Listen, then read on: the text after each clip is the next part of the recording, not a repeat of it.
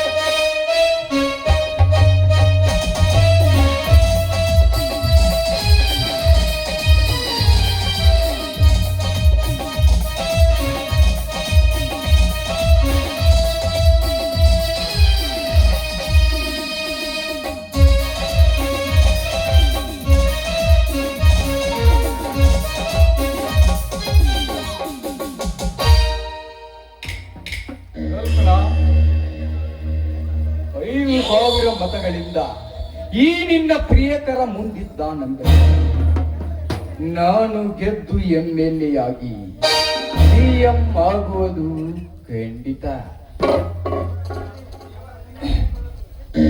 ದೇವರಲ್ಲಿ ನಾನು ಕೂಡ ಅದನ್ನೇ ಬೇಡಿಕೊಳ್ತೇನೆ ರಾಜ. ಆದಷ್ಟು ಬೇಗ ನೀನು ಆರಿಸಿ ಬಂದ ನಂತರ ನಿನ್ನ ವಿರೋಧವಾಗಿ ಯಾರು ಮತ ಹಾಕಿದರೋ ಅವರಿಗೆ ತಕ್ಕ ಪಾಠ ಕಲಿಸುತ್ತೇನೆ. ನನ್ನ ಅರ್ಧಾಂಗಿನಿಯಾದ ನಿನಗೆ ಅಷ್ಟು ಅಧಿಕಾರ ಬೇಡವೇ? ನಾನು CM ಆದರೆ ನೀನು CMನ ಪ್ರಿಯಕರಿಯಲ್ಲವೇ? ಬಾ ಚಿನ್ನ ಬಾ. ಈ ಗೆಲುವಿನ ಹರ್ಷದಲ್ಲಿ ನನ್ನೆದೆಗಪ್ಪಿ ಹಾಡಿ ಹಾಡು ಹಾಡು.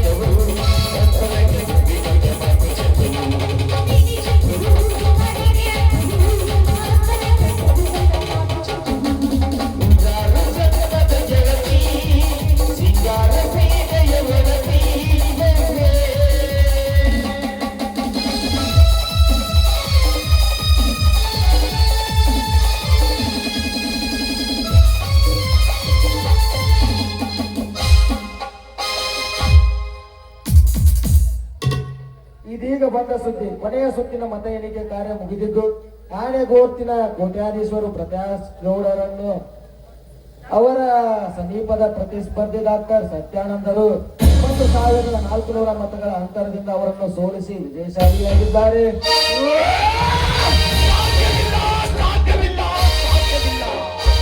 ಇದರಲ್ಲೇನೋ ಮೋಸವಿದೆ. ನಾನ್ಯಾರು? ಕೋಟ್ಯಾಧೀಶ್ವರ ಕೆಂಪೇಗೌಡನ ಏಕೈಕ ಪುತ್ರ. ಹಳ್ಳಿ ಶಹರ ಪಟ್ಟಣಗಳನ್ನೆಲ್ಲ ಮೆಚ್ಚಿ ನಾನು ಅಕ್ರಮಶಾಲಿ.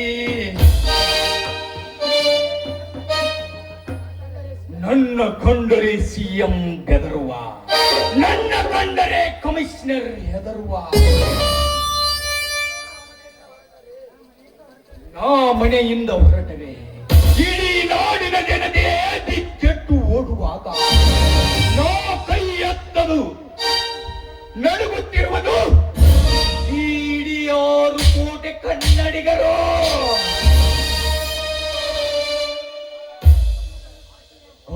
ಚತುರ್ಮುಖನ ಸೃಷ್ಟಿಯೇ ನನ್ನ ಆಜ್ಞೆಯನ್ನು ಪಾಲಿಸುತ್ತಿರುವಾಗ ಏಕಸ್ಥಿತ್ ಆ ಬಡವ ನಾ ಕೊಲೆ ಮಾಡಿ ಬಿಸಾಕಿದ ಆ ಬಡವನ ಮಗ ಡಾಕ್ಟರ್ ಸತ್ಯಾನಂದ್ 20,000 ಮತಗಳಿಂದ ನನ್ನನ್ನು ಒಗೆದು ವಿಜಯಶಾಲಿಯಾಗಿದ್ದಾನೆಂದರೆ ನಾನಿದ್ದು ಸತ್ತಂತೆ, ನಾನಿದ್ದು ಸತ್ತಂತೆ.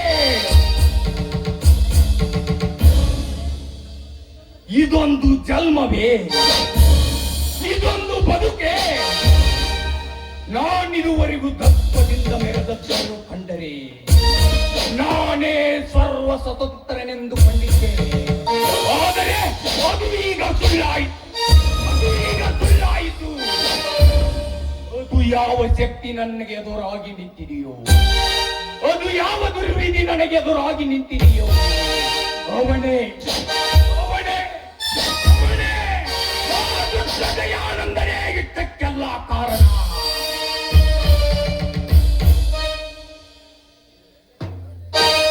ನೀನಷ್ಟೇ ಆ ಬಡ ಜನತೆಯ ಬೆಂಬಲದಿಂದ ಮೆರೆಯುತ್ತೀಯೋ ಮೆರಿ. ಇನ್ನವನ್ನ ಸಹಿಸಿಕೊಳ್ಳಲಾರೆ, ಇನ್ನವನ್ನ ಸಹಿಸಿಕೊಳ್ಳಲಾರೆ.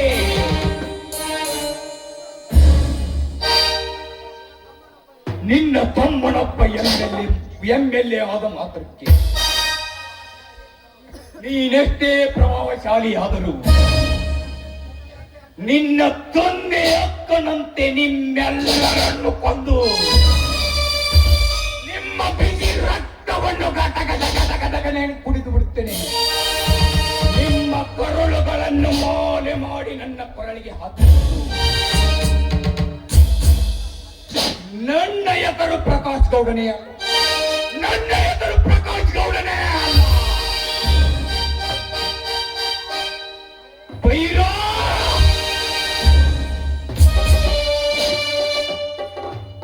ಅದೇನಂದು ಈ ಬೇರೆಯವನಿಗೆ ಹೇಳಿಕೊಡ್ರಿ. ನಿಮಗೆ ಕತ್ತಲ ಆವರಿಸಿ ಬೆಳಗುವ ಸೂರ್ಯ ಚಂದ್ರನನ್ನು ಹಿಡಿದರೆ ನಿಮ್ಮನ್ನು ಕೆಡವಿ ಗೋಕಾಶಿನರುವ ದಯಾನಂದನನ್ನು ಹಿಡಿದರೆ ಬೇಗ ಹೇಳಿ ನೋಡ್ರಿ, ಬೇಗ ಹೇಳಿ.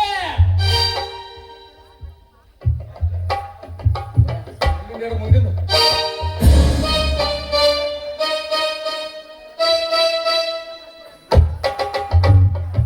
ಈ ನಿನ್ನ ಹಾಳಾದ ಮುಖಕ್ಕೆ ಬೆಂಕಿ ಹಾಕ. ಏನಾದ ಹೇಳಲೇ? ಅವನ್ಯಾವನ ಬಡಪಾಯಿ ಗಂಡ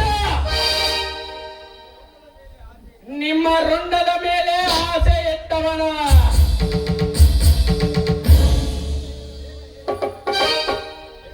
ಬೇಗ ಹೇಳು. ಸೋತು ಸಣ್ಣಾಗಿ ಒತ್ತಿದ ಈ ಊರಿಯಲ್ಲಿ ಅವರನ್ನು ಸತ್ತು ಬರ್ತೇನೆ. ಅವನೇನಾದ್ರೂ ಇವನಿಗೆ ದಿಟ್ಟವಾಗಿ ನೋಡ್ತಾರೆ. ಇವನೇನಿಗೆ ಎದುರುಗಡೆ ಏನೋ ಅಥವಾ ಗೌಡರ ಉರಿಗಣ್ಣಿಗೆ ಸುಟ್ಟು ಹೋಗೋ ಹಕ್ಕಿ ಮರಿನ. ಬಸಲಿಂಗಪ್ಪ ಶೆಟ್ಟಿ ಧನ್ಯವಾದ, ಧನ್ಯವಾದ. ಕೆಲಸ ಕೆಟ್ಟಿ. ಈಗ ಹೊಟ್ಟೆಯಲ್ಲಿ ಹೊತ್ತಿದ ಜ್ವಾಲೆಯನ್ನು ಮತ್ತೆಷ್ಟು ರೋಧಿಸಬೇಡ. ಅವನ್ಯಾರು, ಯಾಕೆ ಅಂತ ಮೊದಲು ಹೇಳು. ನಿಮ್ಮ ಸಂಕಟ ನಿಮ್ಗೆ ಹತ್ತೈತಿ, ನನ್ನ ಸಂಕಟ ನನಗೆ ಹತ್ತೈತಿ. ಏನ್ ಮಾಡ್ತೇನೆ ನಾನು? ಆನಂದ ಬಾರ್ನಾಗ್ರಿ ಕುಡಿದು ಕುಪ್ಪಳ್ಸಕತ್ತಿದ್ವಲ್ಲ, ಹುಡುಗಿಯರು ತರಿಸಿದ ಕುಡ್ಸಿ ಸಾಕಷ್ಟು ಕುಡ್ಸಿದ. ಅವ ಬ್ಯಾರೆ ಯಾರಲ್ರಿ, ನಮ್ದೆಲ್ಲಾನು ಕದ್ದು ಮುಚ್ಚ ಕೇಳಿ ವಿಡಿಯೋ ಮಾಡ್ಕೊಂಡವ್ರಿ ಮಾಡ್ಯಾನ. ಅವ ಬ್ಯಾರೆ ಯಾರಲ್ರಿ, ಅವ ಆನಂದ ನನ್ನ ದಯಾನಂದ ದಯಾನಂದ. ಬಸಲಿಂಗಪ್ಪ ಶೆಟ್ಟಿ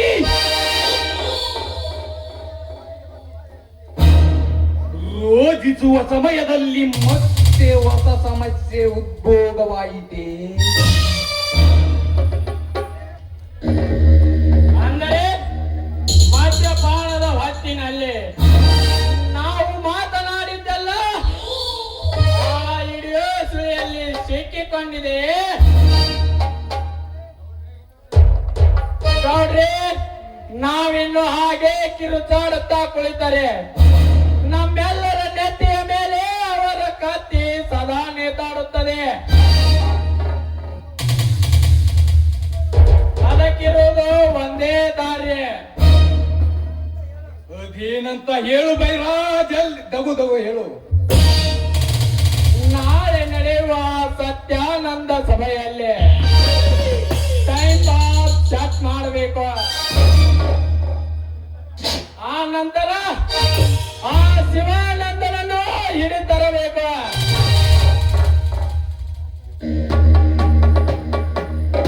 ಆ ಶಿವಾನಂದನನ್ನು ಹಿಡಿತಂದು ಆ ಕ್ಯಾಸೆಟ್ ವಶಪಡಿಸಿಕೊಳ್ಳಬೇಕು.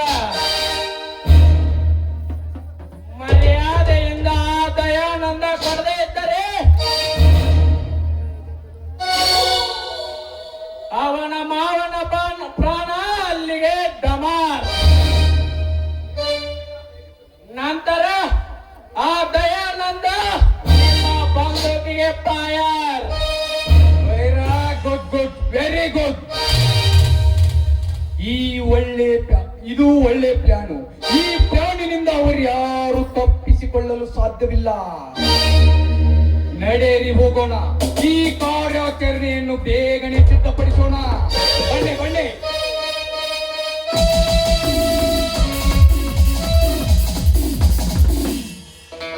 ಇಲ್ಲೇ ಕಲ್ಮೇಶ್ವರ ದೇವಸ್ಥಾನದಲ್ಲಿ ಮದುವೆಯಾಗಿ ಬಂದಿದ್ದೇವೆ. ಎಲ್ಲರೂ ನಮಗೆ ಆಶೀರ್ವಾಸಿನಿ. ಆಶೀರ್ವಾದ ಮಾಡಿ.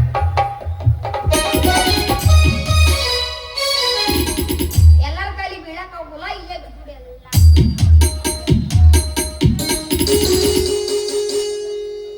ಅಲ್ಲ ಮತ್ ಮದುವೆ ಆತ್ ಮತ್ತೇನ್ ಇದೆ ಇಲ್ಲಿ ಫಸ್ಟ್ ನೈಟ್? ಹೋಗಿ 6 ಗಂಟೆಗೆ ಇನ್ನೇನ್ ಮಾಡಕ್ಕೆ ಇಲ್ಲ ಅಂದ್ರೆ ಅದನ್ನ ಮಾಡಿ ಕಳಿಸ್ತಿದ್ದವ. ಲೈಟ ಇನ್ನ ಇಲ್ಲ ಅದೊಂದು ಹಾಗೆ ಮಾಡಿ ನಡಿ ಅಂತಿದ್ದೆ. ಹೆಂಗ ಮಕ್ಕಳಾಕತ್ತಾರ ಮನೆಯವ್ರು 8 ದಿನ ಆಗ್ತಾರೆ. ಹೌದಾ? ಬೈಕಬೇಡ ಅಂತ ಹೇಳಿ ಕೊಡ್ತೀನಿ ಮನೆಗೆ. 1 ತಿಂಗಳ 10 ವಾರ ಹೋಗ್ಕೊಳಕಂತೆ ನಾಟಕ ಮಾಡಿ ಮನೆ ಹೊಂದವಲ್ಲ ಅಂತೇಳಿ ಈ ವಾರ ಹೊಂದ್ ಮನೇಲಿ ಮುಗಿದ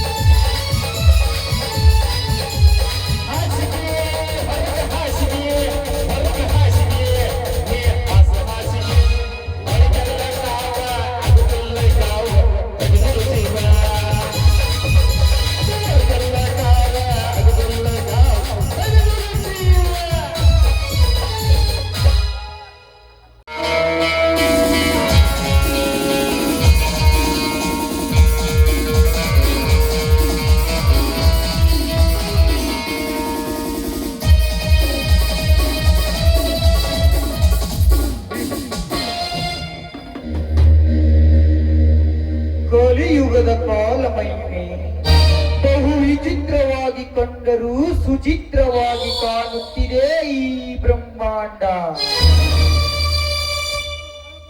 ಒಂದು ಮಹಾಭಾರತದ ಸುಯೋಧನ ಹಾಳಾದ ಆ ಶಕುನಿಯ ಕುತಂತ್ರದಿಂದ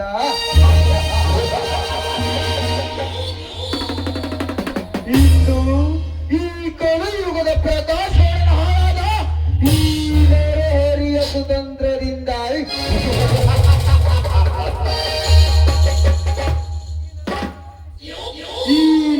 ಸಾಗರದಲ್ಲಿ ಹೊತ್ತಿಸಿದ ಸೇರಿ ನುರುಗಾಳಿಯಲ್ಲಿ ತೇಲುತ್ತಿದೆ ಈ ಜಗದ ಜೋಕಾಲಿ.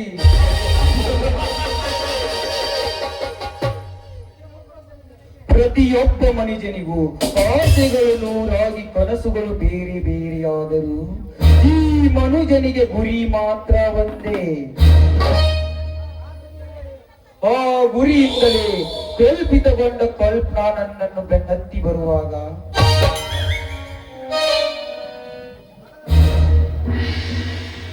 ಹಣದ ಸಂಪತ್ತಿನಿಂದ ನನ್ನ ಹೊಸ ರಾಜ್ಯವನ್ನೇ ಕಟ್ಟುವೆ.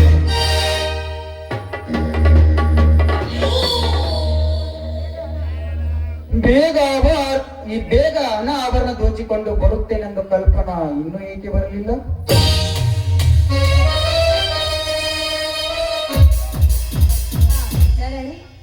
ಈಗ ವಿದೇಶಕ್ಕೆ ಹೋಗಲು ವಿಮಾನವನ್ನು ರೆಡಿ ಮಾಡಿ ಹೊರಡೋಣವೇ? ವಿಶ್ವಾಮಿತ್ರ ತನ್ನ ಕೃಪಾ ಆಶೀರ್ವಾದದಿಂದ ತ್ರಿಶಂಕು ಮಹಾರಾಜನಿಗೆ ಅಂತರ್ಗಮನದಲ್ಲಿ ತ್ರಿಶಂಕು ಲೋಕವನ್ನೇ ನಿರ್ಮಿಸಿಕೊಟ್ಟಂತೆ ನಾನು ನಿನಗೆ ಅಂತರ್ಗಮನ ಲೋಕವನ್ನೇ ಕಟ್ಟುವೆ. ಯಾಕೆ ಚಿಂತಿಸುವ ಪ್ರಿಯೆ? ಆದಿರಲಿ, ನಾ ಹೇಳಿದ್ದೆಲ್ಲವೋ ತಂದಿದ್ದೀಯಾ? 101 ತೊಲಿ ಬಂಗಾರ, ಅದೆಷ್ಟೋ ತೊಲಿ ಬೆಳ್ಳಿ, 2 ಕೋಟಿ ರೂಪಾಯಿ ಹಣವನ್ನು ಅದನ್ನು ನಂಗೆ ಎತ್ತಲು ಆಗಿಲ್ಲ. ಅದಕ್ಕೆ ಅಲ್ಲಿಗೆ ಬಂದಿದ್ದೇನೆ. ಆಮೇಲೆ ಹೋಗೋಣ. ಧನ್ಯನಾದೆ ಕಲ್ಪನಾ, ಧನ್ಯನಾದೆ. ರಾಜ ಹೊರಡೋಣವೇ? ಎಲ್ಲಿಗೆ ಕಲ್ಪನಾ? ವಿದೇಶಕ್ಕೆ, ಹಾಯಾಗಿರೋದಕ್ಕೆ.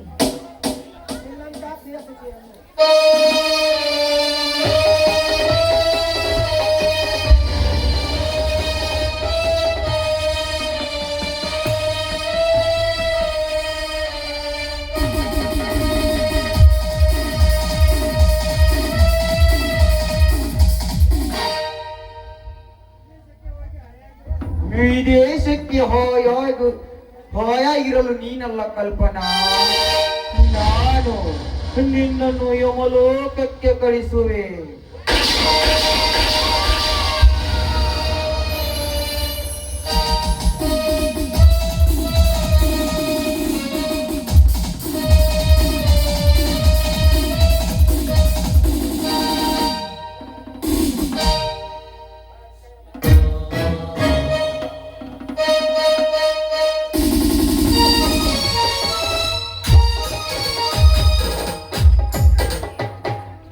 ಈ ದಯಾನಂದನ ಕೈಯಿಂದ ತಪ್ಪಿಸಿಕೊಂಡು ಹೋದರಲ್ಲವೇ ನೀನು ವಿದೇಶಿಗೆ ಹೋಗುವುದು.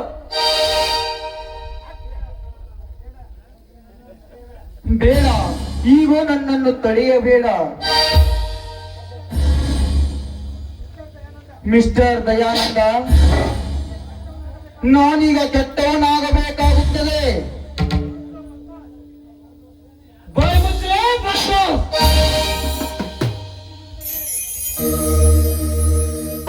ಹುಟ್ಟಿನಿಂದ ನೀ ಕೆಟ್ಟವನಾಗಿ ಎಂತೆಂತ ಕೆಟ್ಟ ಕೆಲಸ ಮಾಡಿ ಅಂತ ನನಗೆ ಚೆನ್ನಾಗಿ ಗೊತ್ತು.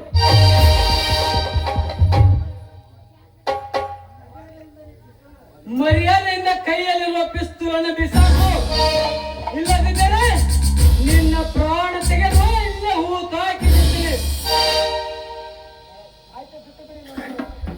ಆಯ್ತು, ಬಿಟ್ಟು ಬಿಡಿ ನನ್ನನ್ನು.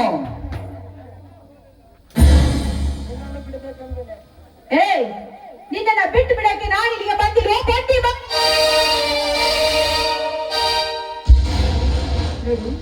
ಅನೇಕ ಜನ ಹೆಂಗಳೆಯರನ್ನು ನೀನು ಸೀಲ ತಿಂದು ನಿನ್ನನ್ನ ಕೊಂದು ಹಾಕೋದಕ್ಕೆ ಬಂದಿದ್ದೀನಿ.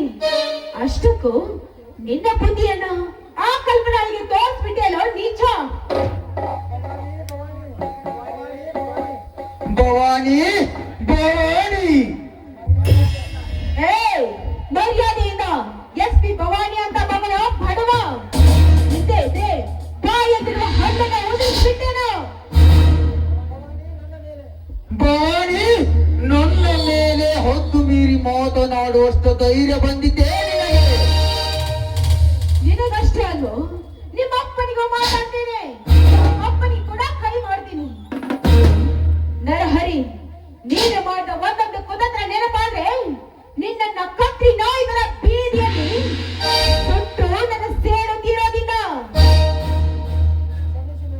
ಕ್ಷಮಿಸಿ ಮೇಡಮ್, ಕ್ಷಮಿಸಿ. ಕಾನೂನನ್ನು ಕೈಗೆ ತೆಗೆದುಕೊಳ್ಳಬೇಡಿ. ಛೇ, ನಿನ್ನ ತವನ ಕೊಲ್ಲೋದಕ್ಕೆ ನನ್ನ ಕಾನೂನು ಏನು ಮಾಡೋದಿಲ್ಲ.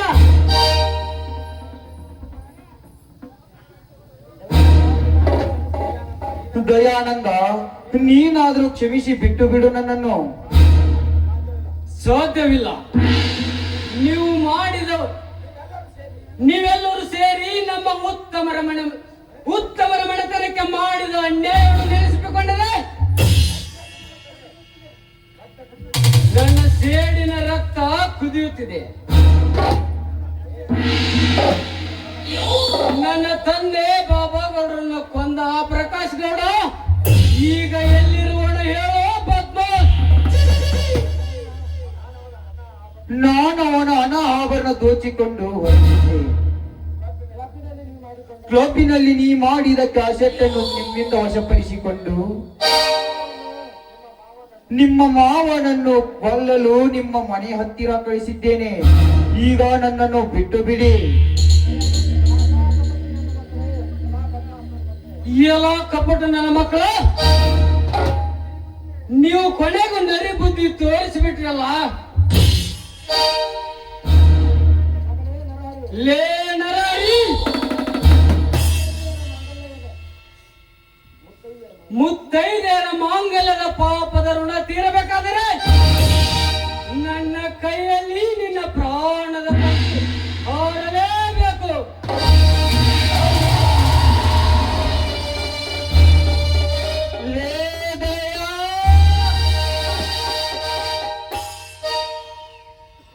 ಮುಚ್ಲೇ ಬಾಯ್ನ, ಇವನು ದಯ ಅಲ್ಲ,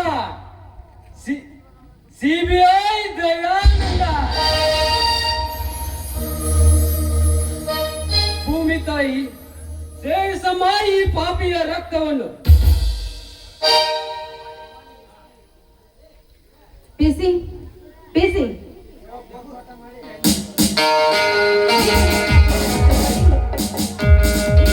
ಪಂಚ ಮಾಡಿ ಪೊಲೀಸ್ ಸ್ಟೇಷನ್ಗೆ ಕರ್ಕೊಂಡು ಬನ್ನಿ.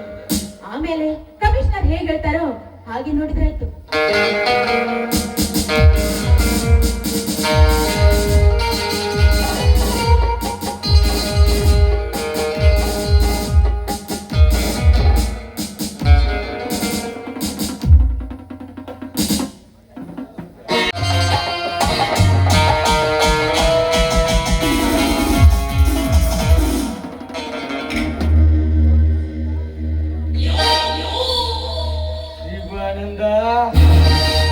ಈಗಲಾದರೂ ಅರ್ಥವಾಯಿತೇ ಈ ಪ್ರಕಾಶ ಗೌಡನ ಪೌರುಷ.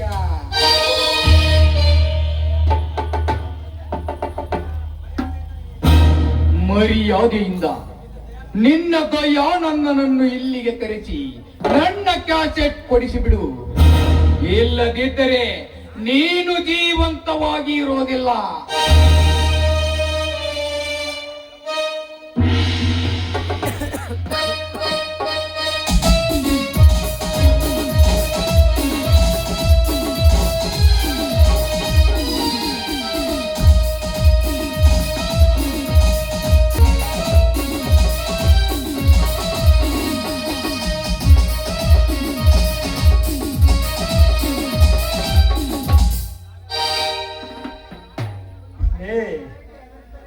ನಾವೆಲ್ಲ ಪ್ರಾಣಕ್ಕೆ ಹೆದರಿದ್ದರೆ ನಿಮಗೆ ಎಂದೇ ಶರಣಾಗತಿ ಆಗುತ್ತದೆ ಗೌಡ. ನಾನು ನಿನ್ನ ರಕ್ತಕ್ಕಾಗಿ ಹುರಿಯಾಗಬೇಕೆಂದೇ ಗೌಡ.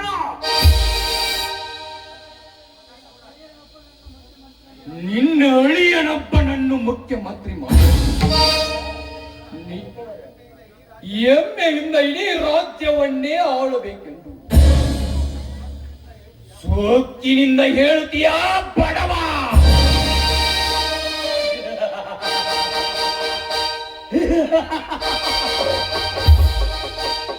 ಏ ಗೌಡ, ನೀವು ಎಷ್ಟು ಪಕ್ವತೆ ಆಮೇಲೆ ಇದು ಕಸಿ ರಕ್ತಕ್ಕೆ ಹುಟ್ಟಿದ ದೇಹ. ಸಜ್ಜನರ ವಂಶದ ಉತ್ತಮರ ಮನೆಯ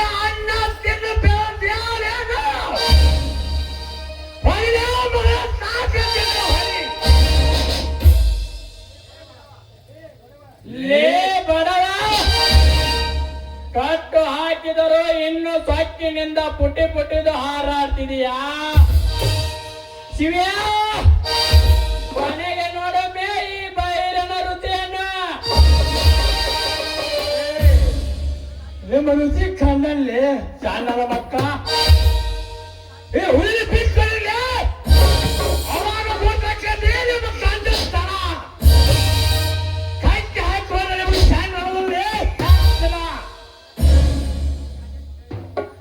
ಹಾ, ಈಗ ನನ್ನ ಹಳೆಯ ಬರ್ತಾನ ಕ್ಯಾಸೆ ಇಸ್ಕೊಂಡೆ ಮಕ್ಕಳು ಬಾಣ ಗೊತ್ತಾಗ್ತದೆ. ಒಳಿಯೋ ಒಳಿಯೋ ಒಳಿಯೋ ಗುಂಡು ಸಾಗಿಯವನನ್ನು ಕರೆಸು ಇಲ್ಲಿಗೆ. ಅವರಪ್ಪನ ಮಗನೇ ಆಗಿದ್ದರೆ ನಿನ್ನನ್ನು ಇಲ್ಲಿಂದ ಬಿಡಿಸಿಕೊಂಡು ಹೊರಟು ಹೋಗಲಿ ಅವನು. ತಂದೆ ರಕ್ತಕ್ಕೆ ಉಳಿದ ದಯಾನಂದ ಈ ಸವರ್ಣನ ಗಾಡಿಯಲ್ಲಿ ಬಂದ ಕಾದನೆ ಬರ್ತಾನ ಶರ್ಯ ಮಕ್ಕಳು.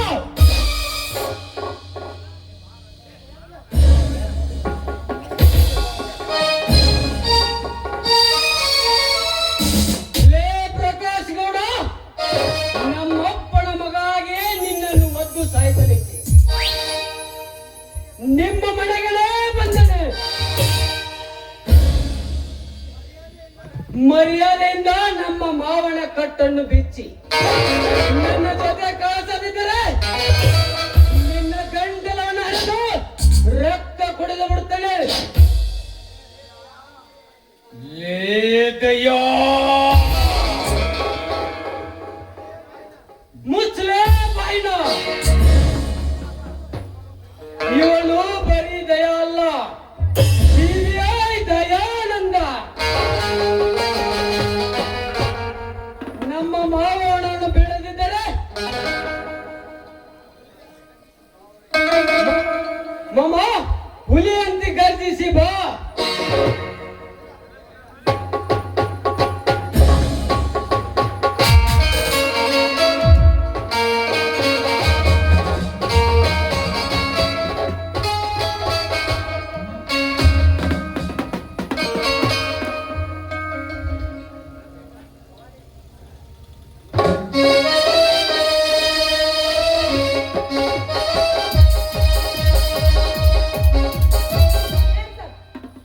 ನಿಮ್ಮವರಲ್ಲಿ ಯಾರಾದ್ರೂ ಒಬ್ರು ಇಲ್ಲಿಂದ ಕಾಲ್ ಕಿತ್ರೆ ಶೂಟ್ ಮಾಡ್ಬಿಡ್ತೀನಿ.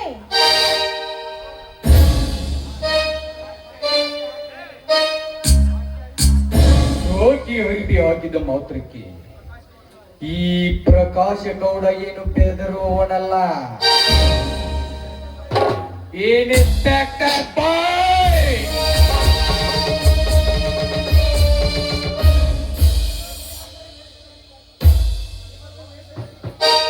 ನಿಮ್ಮದು ವೇಷಧಾರಿಕಾಕಿ, ಹೋದರೆ ನನ್ನದು ಖತರ್ನಾಕ್ ಖಾದಿ. ಈ ಖಾದಿಯ ಗೆಳತಿಗೆ ಸುಟ್ಟು ಭಸ್ಮವಾಗಬೇಡಿ. ಮರ್ಯಾದೆಯಿಂದ ನನ್ನ ಕ್ಯಾಸೆಟ್ ಬೀಸಾಕಿ ಇಲ್ಲಿಂದ ಹೊರಟೋಗಿ. ಇಲ್ಲ ಅಂದ್ರೆ ನನ್ನ ಕ್ರೋಧವೆಂಬ ಕ್ರೋಧಾಗ್ನಿಯ ಕೆಂಡದಲ್ಲಿ ಬ್ಲಾಸ್ಟ್ ಆಗಬೇಡಿ. ಸುಮ್ಮನೆ ಕ್ಯಾಸೆಟ್ ಕೊಡಿ.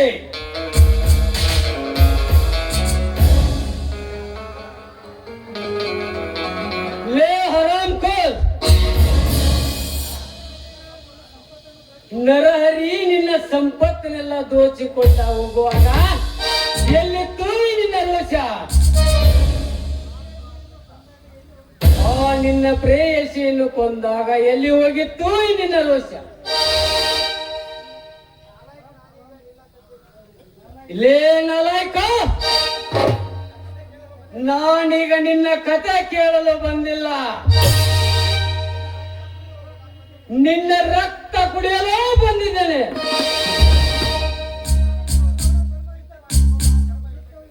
ಸಿದ್ಧನಾಗಲೇ ಗೌಡ ಧರ್ಮಯುದ್ಧಕ್ಕೆ.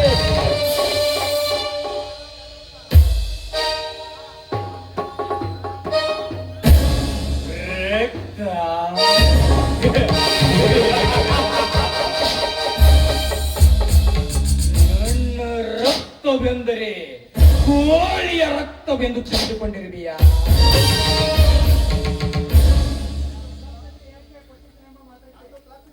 ಒಂದು ಕ್ಲಬ್ಬಿನಲ್ಲಿ ಹೇಳಿಕೆಯನ್ನು ಕೊಟ್ಟಿದ್ದೇನೆಂದು ಮಾತ್ರಕ್ಕೆ ನೀನು ನನ್ನ ಜೊತೆಗೆ ಚೇಟಿ ಹಾಕಲು ಬಂದಿರುವೆಯಾ? ನೋಡು ಮರಿ, ಈ ಸಿಂಹದ ಮರಿಯ ಕೈಯಲ್ಲಿ ನೀನು ಹೆಣ ಆಗಬೇಡ. ಮೊದಲು ನನ್ನ ಕ್ಯಾಸೆಟ್ ಕೊಟ್ಟು ಇಲ್ಲಿಂದ ಹೊರಟು ಹೋಗು.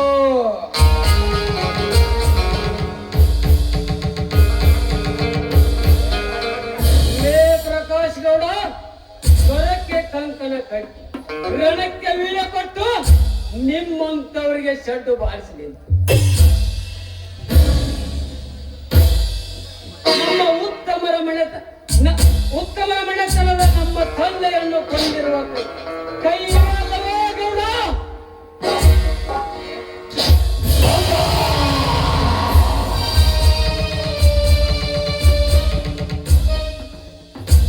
ಏ ಗೌಡ, ಈ ನಾಡಿಗೆ ಹೆಸರಾದ ನನ್ನ ತಂದೆ ಬಾಬಾ ಗೌಡರ ಕೊಂದ ಕೈಗಳು ಇವೆ ಅಲ್ವೇ?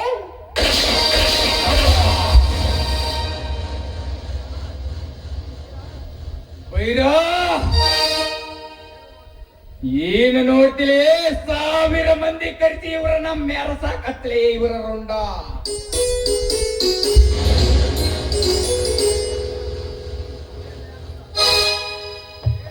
ಲೇ ದಯಾನಂದ, ನಮ್ಮ ಅಪ್ಪನೇ ಇಲ್ಲದೆ ನಮ್ಮ ಕೋಟೆ ಒಳಗೆ ನುಗ್ಗಿ ನಿತ್ಯ 10 ರೌಡಿಗಳಿಗೆ ರಕ್ತ ಕುಡಿದು ಈ ಬೈರ ಬಂಡೆತ್ತಿ ನಿಂತರೆ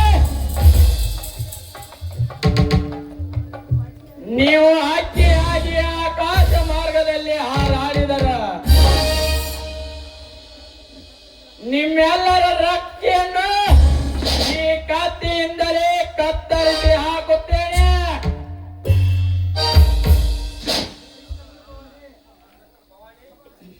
ಇನ್ನು ಬೈರ,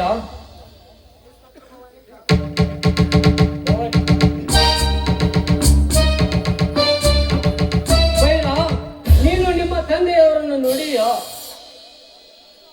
ಇಲ್ಲ, ನೋಡಿಲ್ಲ. ನಿನ್ನ ಕೈಯಲ್ಲಿ ಒಂದು ಮಚ್ಚೆ ಇದೆ, ಅದನ್ನಾರು ನೋಡು.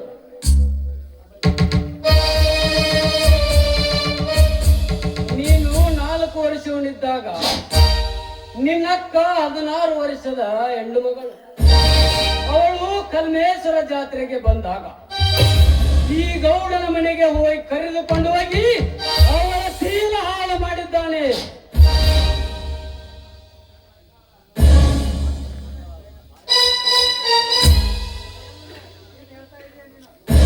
ದಯಾನಂದ, ಏನು ಹೇಳುತ್ತಿರುವೆ ನೀನು? ಬೈರ, ನಿಜವನ್ನೇ ಹೇಳುತ್ತಿದ್ದೇನೆ.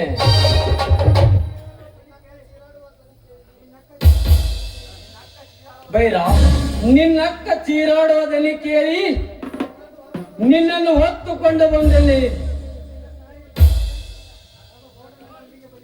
ನಿನ್ನ ತಾಯಿ ತಂದೆ ಈ ಗೌಡನ ಕೈಯಲ್ಲಿ ಬಲಿಯಾದರು. ಅದರಲ್ಲಿ ಒಂದು ಗುಂಡು ನಿನ್ನ ಕೈಗೆ ತಾಕಿದೆ. ಅದೇ ಈ ನಿನ್ನ ಕೈಯಲ್ಲಿರುವ ಮಚ್ಚೆ.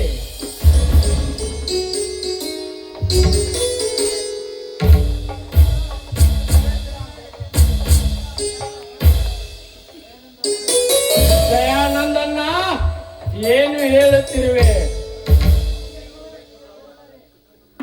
ನಿನ್ನ ಮಾತನ್ನು ಈ ಕಿವಿಯಿಂದ ಕೇಳಲಾರೆ.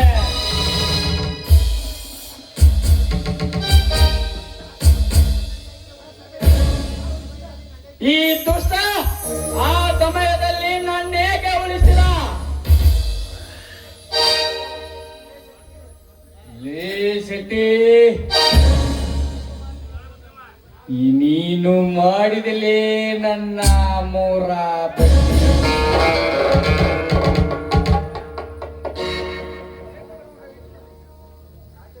ಸಾಧ್ಯವಿಲ್ಲ.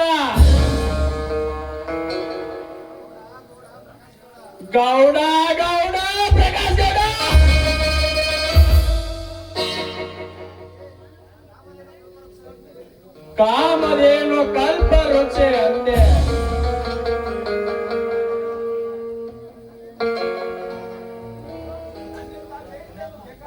ಬೈರ,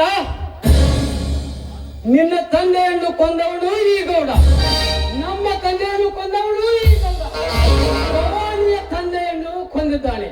ಅಂದರೆ ಇವಳು ಜೀವಂತ ಇರಬಾರದು. ಗೌಡ, ಮುಗಿಯುತ್ತೆ ನಿನ್ನ ಕಥೆ.